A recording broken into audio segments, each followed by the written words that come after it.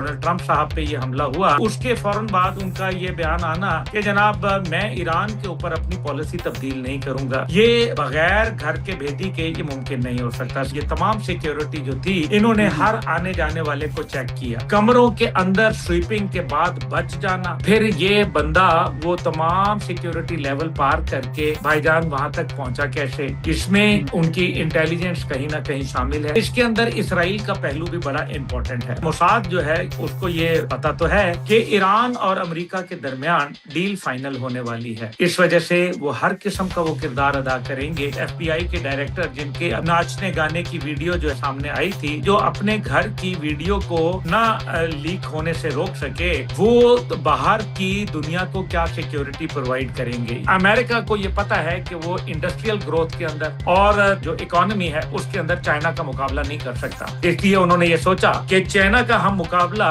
Industry के साथ तो नहीं कर सकते, इकोनॉमी के साथ तो नहीं कर सकते, लेकिन जो चीज इंडस्ट्री को जरूरत है, एनर्जी, उसको रोक सकते हैं। और इसी के लिए उन्होंने आबनाए हुर्मुज को बंद किया। अस्सलाम वालेकुम नाज़रीन, मुअम्मर कज़ाफ़ी हूं तो फिर हाजिर है नए दौर के प्लेटफॉर्म से। नाज़रीन, हमारे बड़े ही प्यारे गेस्ट अब्दुल्ला हमीद गुल साहब हमारे साथ मौजूद हैं। अस्सलाम वालेकुम अब्दुल्ला भाई, क्या हाल है? वालेकुम अस्सलाम। मैं तो अभी तो ठीक नहीं हूँ, आप इतने दिन लगा देते हैं। हाँ, बिल्कुल अब्दुल्ला भाई, ऐसा तो नहीं है, लेकिन बस आप भी कुछ मसरूफ होते हैं, बिजी होते हैं। आपकी मसरूफियत भी, आपकी पार्टी भी, आपके बड़े काम भी होते हैं। अच्छा अब्दुल्ला भाई, सबसे पहले तो हम बात कर लें वो डोनाल्ड ट्रंप के हवाले से जो उन पर अटैक हुआ है, उसका क्या बैकग्राउंड है, किसने अटैक करवाया है?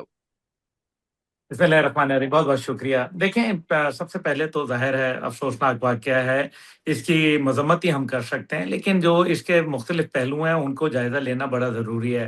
दो चार बातें क्विक क्विक कर लेते हैं। पहली बात यह हम्म। है कि हमने देखा जॉन एफ कैनेडी को कत्ल किया गया और उसकी इंक्वायरी की रिपोर्ट जो है, हतमी रिपोर्ट, वो सामने नहीं आ सकी। फिर 1981 में इसी जगह हिल्टन होटल वाशिंगटन डीसी में हमला किया गया उस वक्त के सदर रोनाल्ड रेगन को, उसकी रिपोर्ट भी हतमी सामने नहीं नजर आई, और बल्कि उसका जो बंदा गिरफ्तार हुआ था उसको भी छोड़ दिया गया। तीसरी चीज जो है वो हमें मालूम है कि 9/11 हुआ, बहुत अफसोसनाक वाकया था, लेकिन उसकी भी रिपोर्ट नहीं आई। और वाहिद इंक्वायरी जो उस टाइम पे कही गई कि जनाब ये इंक्वायरी होगी, तो वो हेनरी किसिंजर जो थे, उन्होंने ये कह के कहा कि जी मैं तो इस इंक्वायरी का हिस्सा नहीं बनना चाहता, क्योंकि ये एक बायस्ड इंक्वायरी है, यानी कि जानिबदार। फिर उसके बाद हमने देखा कि सदर ट्रंप पे 2 माजी के हमले हुए, लेकिन उनकी भी रिपोर्ट सामने नहीं आई। ये तो बहरहाल एक बात हो गई, ये तो मैंने एक बात बता दी। 9/11 के बाद एक बड़ा अजीब वाकया हुआ था, और वो ये कि अभी पहली बिल्डिंग के साथ जहाज टकराया था, दूसरी बिल्डिंग के साथ 18 मिनट बाद टकराया था, लेकिन पहली बिल्डिंग पे जब हमला हुआ तो उस टाइम पे ये अमेरिकन मीडिया ने कहना शुरू कर दिया कि ये तो अलकायदा ने किया है। अच्छा, ये उनको कैसे पता चला 5 मिनट में, बगैर इंक्वायरी, बगैर चीज के? अलकायदा ने ना माजी में ऐसा कोई कोई ऐसी ट्राई की थी, ना उनके पास कोई जहाज थे, ना उनके पास कोई पायलट्स थे, लेकिन उनके ऊपर ये बात डाल दी गई, और फिर बात जो हुई वो तारीख का हिस्सा है। फिर आप देखें कि अभी जो डोनाल्ड ट्रंप साहब पे ये हमला हुआ, तो उसके फौरन बाद उनका ये बयान आना कि जनाब मैं ईरान के ऊपर अपनी पॉलिसी तब्दील नहीं करूंगा। तो भाई अभी तो इंक्वायरी नहीं हुई बंदे की। वो जो एलन था, हम्म। जो कि यूनिवर्सिटी ऑफ कैलिफोर्निया का पढ़ा हुआ था, वो हम्म। उसने मास्टर्स डिग्री की हुई थी, वो तदरीस के अमल में भी था, और वो खाते पीता इंसान था। तो उसके ऊपर जब पहली बात यह है कि पढ़े लिखे लोगों ने भी ये काम शुरू कर दिया, फिर हो सकता है कि वो ईरान की पॉलिसी से जो है वो मुनर्रिफ हो, और हो सकता है कि वो महंगाई, बेरोजगारी और जो रिपब्लिकन्स की जो पॉलिसियां हैं ओवरऑल, वो उनसे जो है वो नाराज हो। तो ये बात समझ नहीं आती। दूसरी जानिब जो है, ये बगैर घर के भेदी के ये मुमकिन नहीं हो सकता। सीधी सी बात यह है कि आप भी जानते हैं, मैं भी जानता हूं कि जब भी किसी ऐसे वेन्यू को, और खास तौर पे अमेरिका के सदर जो है वो एक ऐसे होटल में जा रहे हों जहां माजी में भी एक सदर के ऊपर हमला हो चुका हो, तो उसको पहली बड़ा वो रेड बिल्कुल। सिक्योरिटी, क्या रेड रेड सिक्योरिटी वहां दी जाती है। Homeland security, presidential security, CIA, FBI, national security agency, और हम्म, दीगर पुलिस और दीगर इदारे इसमें शामिल होते हैं। अब जब उन्होंने एक जगह का इंतखाब कर लिया कि इस होटल में, हिल्टन में होगा, तो उसके हम्म, बाद से जाहिर है जो ये तमाम सिक्योरिटी जो थी, इन्होंने हम्म, हर आने जाने वाले को चेक किया। इन्होंने तमाम कमरों की जो एक एसओपी होता है, स्टैंडर्ड ऑपरेटिंग प्रोसीजर, उसके तहत स्वीपिंग की होगी कि भाई कोई हथियार, कोई ऐसा बारूद तो मौजूद नहीं हो। और ये हर कमरे और हर नुक्कड़ के अंदर, उसके अंदर स्निफ डॉग्स और पता नहीं क्या कुछ जो है वो इस्तेमाल किया होगा। जाहिर है ये एक बहुत बड़ा, दुनिया के अंदर वो कहते हैं कि जनाब हमारे से बढ़कर तो कोई है नहीं और हमारे पास जो टेक्नोलॉजी है उसका कोई मुकाबला नहीं है। तो यकीनन उन्होंने ये सारी चीजें बुरुए कार लाई होंगी।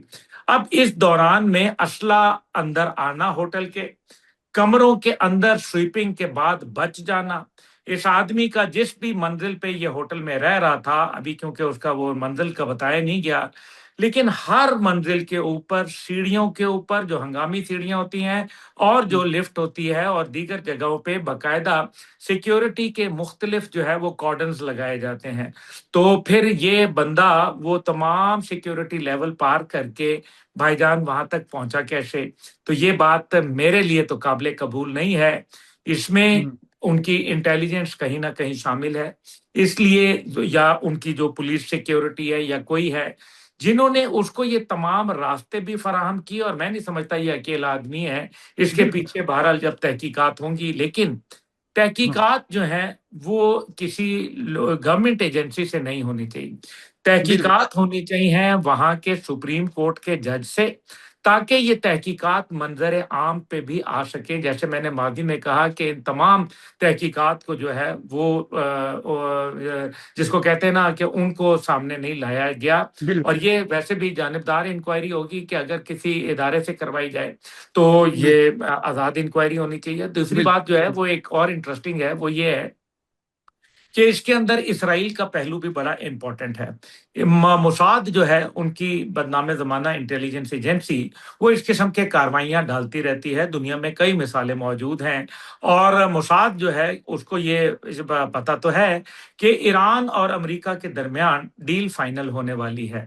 इस वजह से वो हर किस्म का वो किरदार अदा करेंगे ताकि ये दूरियां जो हैं वो पैदा की जा सकें। और अब डोनाल्ड ट्रंप साहब का जो बयान आया उसमें उन्होंने कहा कि नहीं, ईरान के साथ इसका कोई ताल्लुक नहीं है। ये अब उन्होंने हम्म, कहा, लेकिन जो उनका पहला बयान है वो भी मेरे ख्याल में, तो ये अब सारी चीजों को अगर सामने रखा जाए तो हमें ये हम्म। पता चलता है कि सर, एक बात एक एक स्टैब्लिश चीज। होती है कि ये अंदरून खाते किरदार हम्म। किसी ने अदा किया है। सर, इंडिया के इसमें दिखे ना, एफबीआई का डायरेक्टर जो काश पटेल है, इंडियन निजाद है भारत का, तो उसके हवाले से भी तो कुछ चीजें आ रही हैं। उनके हवाले से पहले भी बहुत सारी चीजें चल रही हैं। तो वो भी तो डायरेक्टर हैं और एफबीआई इसको देखती है ना अंदरूनी मामलात पे। तो भारत और इसराइल का भी तो इसके पीछे हाथ हो सकता है। इतनी आसानी से कैसे, जिस तरह आप कह रहे हैं कि वो असला ला सकता है? जी देखिए, इस सिलसिले में आपकी मेरी पहले भी काफी दफा डिस्कशन हुई हैं कि इंडिया का वहाँ एक इन्फ्लुएंस है। वहाँ जो सेनेटर हैं, कांग्रेसमैन हैं, मुख्तलिफ गवर्नमेंट डिपार्टमेंट्स हैं, उनके अंदर भारत के लोग जो है वो नीचे स्टाफ जॉब करते हैं, डेस्क जॉब्स करते हैं। और जाहिर है उनका एक इन्फ्लुएंस भी होता है और उनके पास इंफॉर्मेशन भी होती है। दूसरी जानिब आप ये देखें कि सीआईए की जो चीफ हैं वो एक कन्वर्टी हिंदू हैं। यानी कि वो पहले हिंदू नहीं थी, लेकिन उन्होंने अपनी वालदा के साथ हिंदू मजहब जो है वो इख्तियार किया। और जाहिर है वो पूरी एक आइडियोलॉजी उनके साथ है। नायब सदर जेडी वेंस की बेगम जो है वो भी हिंदू हैं। और आपको याद है पहलगाम वाकये से पहले वो वहां मौजूद थी अपने खाविंद के साथ, और पहलगाम वाकया पेश आता है 2 दिन कबल पहलगाम से। हमें ये भी याद है कि जो सीआईए की चीफ तुलसी गैबर्ड हैं वो भी वहां मौजूद थी, नरेंद्र मोदी के साथ मुलाकात की थी, और फिर पाकिस्तान पे ये वारदात हो जाना। तो ये मेरे ख्याल में सारे कोई इंसिडेंट्स नहीं हुआ करते, ये हम्म। महज इत्तफाकिया चीजें नहीं हैं। अब जो बिल्कुल। दूसरी जानिब जो आपने सीआई जो एफबीआई के डायरेक्टर जिनके अभी नाचने गाने की वीडियो जो है वो सामने आई थी, यानी कि जो अपने घर की वीडियो को ना लीक होने से रोक सके, वो तो बाहर की दुनिया को क्या सिक्योरिटी प्रोवाइड करेंगे? ये बात तो बड़ी अहमियत की हामिल है जो आपने इशारा किया। बहरहाल अभी कोई भी चीज कहना कबल अज वक्त होगा बिल्कुल। इसको मेरे ख्याल में, लेकिन जो कुछ मेरे सामने जहन में आया जो फौरन, वो मैंने आपके सामने रख दिया, बाकी बिल्कुल। तो वक्त ही इसका तय्युन बिल्कुल। करेगा। बिल्कुल। अच्छा सर, दूसरी जानिब हम देखते हैं कि जब जेडी वैंस आ रहे थे, डोनाल्ड ट्रंप ने कहा कि वो शायद पहुंचने वाले हैं और इस तरह की बातें आ रही थी, लेकिन ईरान का डेलीगेशन आने से रुक गया था। उस टाइम हमने देखा कि अमेरिका को ज्यादा जल्दी जल्दी थी कोई डील साइन करने की या कुछ करने की, ईरान को नहीं थी। लेकिन अभी हम देख रहे हैं कि अब्बास अराक्ची के बार बार चक्कर, और फिर जो पाकिस्तान का जहाज यूज कर रहे हैं ओमान जाने के लिए, मॉस्को जाने के लिए, ये कितना इंपॉर्टेंट है? क्या पाकिस्तान, आपको लगता नहीं है कि ये भी एक किस्म का डिफेंस पैक्ट है ईरान के साथ कि आपकी सिक्योरिटी दुनिया में हम देंगे?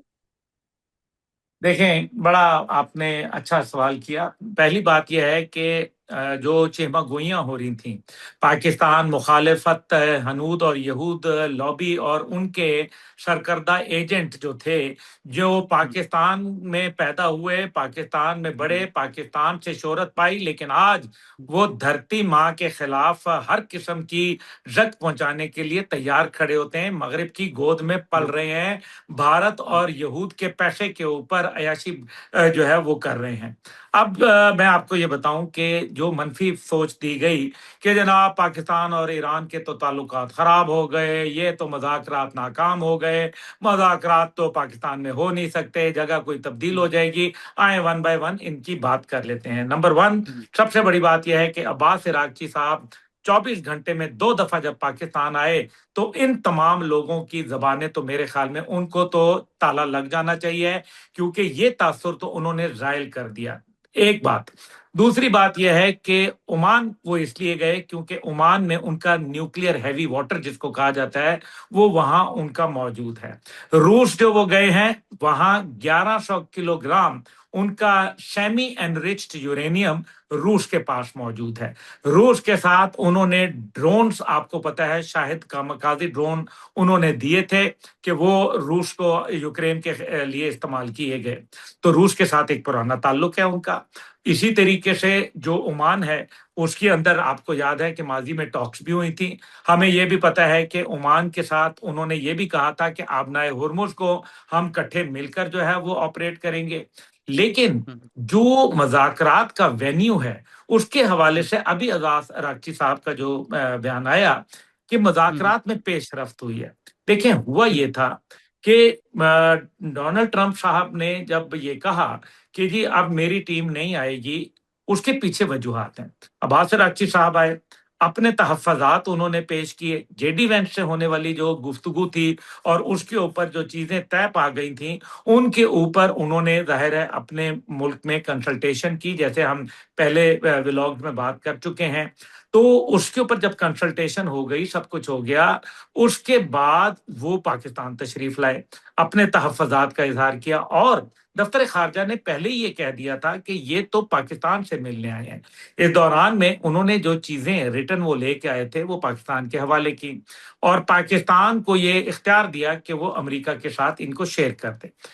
पाकिस्तान जो एक सालिश है, उसने सिद्ध के दिल से वो तमाम चीज़ें अमेरिका को भिजवा दी गई और कहा कि जनाब ये है सूरत हाल, आप अपने मुआहदे की पासदारी करें, और ये तहफ़्फ़ुज़ात हैं जिसमें आबनाए हुर्मुज़ की बंदिश सबसे बड़ा पहलू है, क्योंकि पाकिस्तान की काविशों की वजह से तो वो आबनाए हुर्मुज़ खुल गई थी। हमारे फील्ड मार्शल साहब तन-तना वो काम कर आए जो अमेरिका सुपर पावर होके ना कर पाया, जो यूरोपियन यूनियन ना करवा पाई, वो पाकिस्तान ने करवा दिया अल्हम्दुलिल्लाह। लेकिन उसके बाद बंदिश किसने की? बंदिश तो अमेरिका ने की। इसलिए वो जो अपनी बातचीत थी, वो तहरीरी तौर पर ले आए, और वो तहरीरी तौर पर जो है अमेरिका को भिजवा दी गई।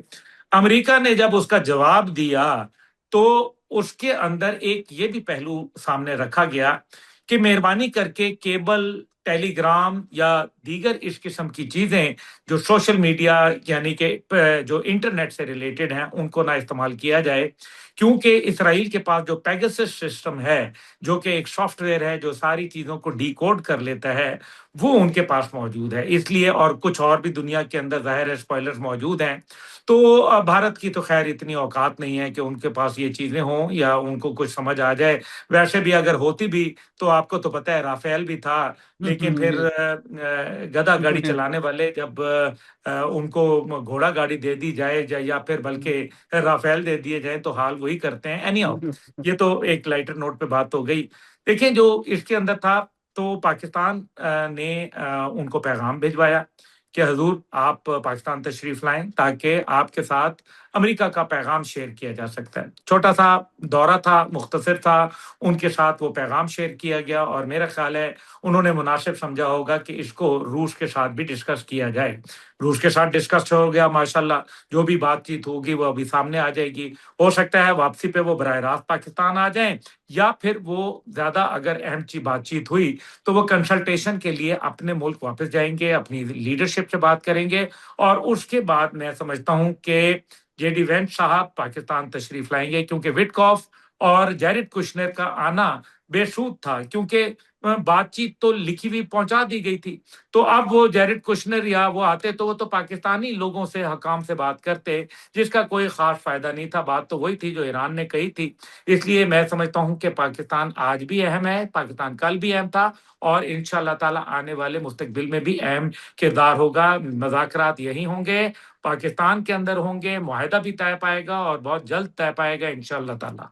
बिल्कुल सर, जो अब्बास अरागची को एक जहाज की जो वो बहुत सारे दिफाई तज्जियाकार कह रहे हैं, वो सिक्योरिटी पाकिस्तान ने एक किस्म की उनको दी हुई है कि आप इस जहाज में जाएं, आपको कोई ना हमला करेगा ना कोई रोक सकता है, तो वो उसको आप कैसे देखते हैं? देखिए इस टाइम पे तो एक और जो इसका पहलू ये था कि अब्बास रागची साहब जो हैं, आप देखें कि दुनिया में इस टाइम पे जो टॉक ऑफ द मीडिया है वो तो ईरान के गिर्द घूम रही है, उनकी सिफारतकारी के करीब घूम रही है। तो ये भी एक तो पहलू था ना कि दुनिया की जो तमाम मीडिया की तवज्जो है वो ईरान की तरफ ही मरकूज रहे, जिसके अंदर वो मेरे ख्याल में कामयाब है। जहां तक पाकिस्तान की बात है, देखिए पाकिस्तान ने हर किस्म की एश्योरेंसेस उनको, जो उनकी सिक्योरिटी है जाती पाकिस्तान की सरजमीन की हद तक जो है वो उनको प्रोवाइड की हुई है और इंशाअल्लाह ताला वो उनकी रहेगी। और वो हमारे भाई हैं, किसी भी किस्म की मावनत के लिए पाकिस्तान कल भी तैयार था, आज भी तैयार है। अच्छा सर, दूसरा मुज्तबा खामनाई के हवाले से मुख्तलिफ बातें और मुख्तलिफ चीजें गर्दिश कर रही हैं, क्या हकीकत है? कुछ लोग कहते हैं कि वो अल्लाह ना करे कि कोमा में, कुछ लोग कहते हैं वो जख्मी है, कुछ लोग अजीब अजीब सी, क्या हकीकत क्या है? देखें जंग होती है, जंग में उनके वालिद भी शहीद हो गए, उनके फैमिली वाले भी शहीद हो गए, उनके मुल्क के लोग भी शहीद हो गए, उनके जर्नैल भी शहीद हो गए, उनके इंटेलिजेंस के सरबराहान माजी में भी शहीद हो गए, उनके साइंसदान भी शहीद हो गए। तो क्या हुआ? क्या वो मुल्क खत्म हो गया? क्या उसने हार मान ली? देखिए उन्होंने हार मानने से इनकार कर दिया है, अभी आप उनको नहीं हरा सकते, सीधी सी बात है। अब इसके अंदर जो आबनाए हुरमुज बंद की, मैं उसकी तरफ तवज्जो देना चाहता हूं। पहली बात यह है वो ठीक ठाक है, कोई ऐसी प्रॉब्लम नहीं है, ठीक हो जाएंगे। जख्मी भी हो जाते हैं लोग लेकिन ठीक हो जाते हैं। और अगर अल्लाह ताला की जो भी मंजूरी हुई तो अली खामेनाई साहब के बाद क्या आपका क्या ख्याल है, ईरान खत्म हो गया था या मजीद पहले से ताकतवर होकर उभरा? इसलिए मेरा ख्याल है कि ये नॉन इश्यूज हैं जिनको डिस्कस करने का कोई फायदा नहीं है। जो इशू है वो समझें। आबनाए होर्मुज जब खुल गई थी, जो कि एक पॉइंट था अमेरिका का, जेडी वेंस ने इस बात के ऊपर बात की थी, उसको क्यों बंद किया गया? क्योंकि अमेरिका ने इस दौरान जंग ये सोचा, महसूस किया कि जनाब ये तो चोकिंग पॉइंट्स हो सकते हैं किसी भी मुल्क की इकोनॉमी को मजबूर करने के लिए। उनके लिए राइवल जो है सबसे बड़ा वो चाइना है, जो 2030 के अंदर अमेरिका को रिप्लेस करके एक सुपर पावर बन जाएगा। अमेरिका की इकोनॉमी जो पिछली दफा ग्रोथ रेट था उनका वो 2.2% था, जबकि चाइना का 5% था। और अमेरिका को ये पता है कि वो इंडस्ट्रियल ग्रोथ के अंदर और तमाम ये जो उनकी जो इकोनॉमी है उसके अंदर चाइना का मुकाबला नहीं कर सकता। इसलिए उन्होंने ये सोचा कि चाइना का हम मुकाबला इंडस्ट्री के साथ तो नहीं कर सकते, इकोनॉमी के साथ तो नहीं कर सकते, लेकिन जो चीज इंडस्ट्री को जरूरत है, एनर्जी, उसको रोक सकते हैं। और इसी के हम्म। लिए उन्होंने आबनाए हुर्मुज को बंद किया, एक चोक पॉइंट बनाया। उसके साथ ही आपने देखा कि इंडोनेशिया ने, जिसने पिछले साल 2024 और 25 को एक ज्वाइंट नेवी एक्सरसाइज की अमेरिका के साथ, और उसने कहा कि मलाका के साथ जो आबनाए मलाका 900 किलोमीटर है उसके ऊपर हम अब ट्रेड टैरिफ आयद करेंगे, जहां चाइना का 80% ट्रेड गुजरता है। अब आप देखें, और तीसरा चौक पॉइंट कौन था?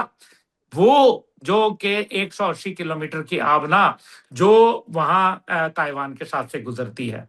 और ताइवान के साथ जंग से पहले भी ये जो ईरान और अमेरिका जंग हुई, इससे पहले भी आपको याद होगा कि मामलात वहां कोई अच्छे नहीं थे, और वहां बिल्कुल किसी वक्त भी मामलात खराब हो सकते थे, जंगी कैफियत और उसका समा बन चुका था। अब ये वो सारी चीजें हैं जिनको अगर आप सामने रखें तो आपको पता चलेगा वो वजूहात जिनकी बुनियाद के ऊपर अब अमेरिका ने आबनाए हुर्मुज की बंदिश की है, कहीं पे निगाहें कहीं पे निशाना। बिल्कुल। अच्छा सर, लास्ट में जो अफगानिस्तान के साथ हमारे मामला चले, कल चमन में और स्पिन बोल्दिक में कुछ फायरिंग्स हुई हैं, फिर पाकिस्तान ने उसका जवाब भी दिया है। तो ये क्या मामला है जो अफगानिस्तान के हवाले से हुआ? देखिए आपको पता ही है कि एक तारीख साज लम्हा आने वाला है अल्हम्दुलिल्लाह, जब पाकिस्तान जीत के आया था, जब इंडिया की फैंटी लगाई थी हमने और पाकिस्तान को उसके अंदर अल्लाह ने इज्जतों से नवाजा था। बस आप समझें कि जनरल अनिल चौहान का, कमांडर डिफेंस सर्विसेज इंडिया, उसका ये बयान आना कि सिंदूर वन को भूल जाओ। क्यों? क्यों भूल जाएं? क्योंकि उसमें तुम्हें मार पड़ी थी। लेकिन हम्म। अब वो ये चाहते हैं कि जब ये तमाम पाकिस्तान की सिफारती कोशिशें अपना रंग हम्म। ला रही हैं, दुनिया के अंदर हम्म। पाकिस्तान पाकिस्तान हो रहा है, इंडिया को लोगों ने फरामोश कर दिया। अमेरिकन प्रेसिडेंट उसको हेल होल, दोजख का गड़ा जो है वो करार दे रहे हैं। इंडियंस को डिपोर्ट किया जा रहा है, कनाडा से 9,000 लोगों को डिपोर्ट करने का उन्होंने कहा हुआ है, और दुनिया के अंदर भारत के लिए मुश्किलात में इजाफा हो रहा है।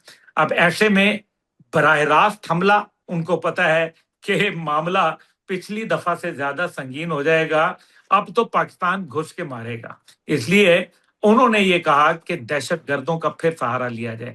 दहशतगर्द जिनके खिलाफ पाकिस्तान की जो आर्मी है, गजब लिल हक का ऑपरेशन जारी और सारी रखे हुए है।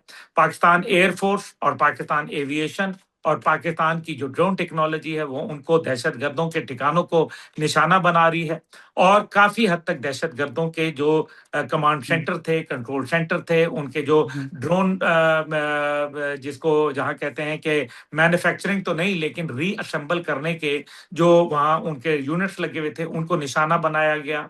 तो ये तमाम चीजें जो हैं वो जारी सारी हैं, इसलिए बराह रास्त इतने दहशतगर्द तो अवेलेबल है नहीं। इसलिए उन्होंने फिर अंगूर अड्डा पे आज सुबह हमला किया और बिला इश्तियाल फायरिंग की गई। पाकिस्तान ने मौसर कार्रवाई की अल्हम्दुलिल्लाह। उनका यह ख्याल था कि पाकिस्तान सिफारतकारी के अंदर जो है मसरूफ है, तो पाकिस्तान जो है वो कच्ची गोलियां नहीं खेला बल्कि पक्की गोलियां खेलता है। और वो पाकिस्तान ने फिर उनको जवाब दिया, बताया कि सिंदूर तो तुम्हारा तंदूर में हम तब्दील करेंगे। बिल्कुल बिल्कुल। अच्छा सर, लास्ट में दूसरी जानिब अगर हम देखें इस तमाम को, जहां भारत भी इनके पीछे और तमाम चीजें चल रही हैं, तो हैबतुल्लाह ये तमाम क्यों करने पर मजबूर है? ये सारी चीजें उसकी क्या वजह हो सकती है? क्योंकि उन्हें तो नजर आ रहा है ना ये तमाम चीजें। देखिए मेरे ख्याल में उनको भारत का पैसा मिल रहा है, और मैं ये समझता हूँ कि ये बड़ा अफसोसनाक है। बहरहाल वो सुबह के भूले हैं, शाम को घर लौट आएंगे, फिक्र न करें। पाकिस्तान कुछ और भी सिफारतकारी कर रहा है, चाइना हम्म। उसके अंदर अपना किरदार अदा कर रहा है, और मेरी ये इतलात हैं कि इंशाअल्लाह ताला जल्द एक मुआहदा अफगान तालिबान की जानिब से, गैर मशरूत मुआहदा, इंशाअल्लाह जल्द सामने आने वाला है। बिल्कुल जी। तो नाज़रीन, जिस तरह के अब्दुल्ला हमीद गुल साहब हमारे साथ मौजूद थे और उन्होंने जो इंटरनेशनल और अफगानिस्तान के हवाले से हमें बड़ी डिटेल एनालिसिस दी, उम्मीद है आपको पसंद भी आएंगे। फिलहाल के लिए नाज़रीन, मोहम्मद कजाफी को और अब्दुल्ला हमीद गुल साहब को नया दौर से इजाजत दीजिए। खुदा हाफिज।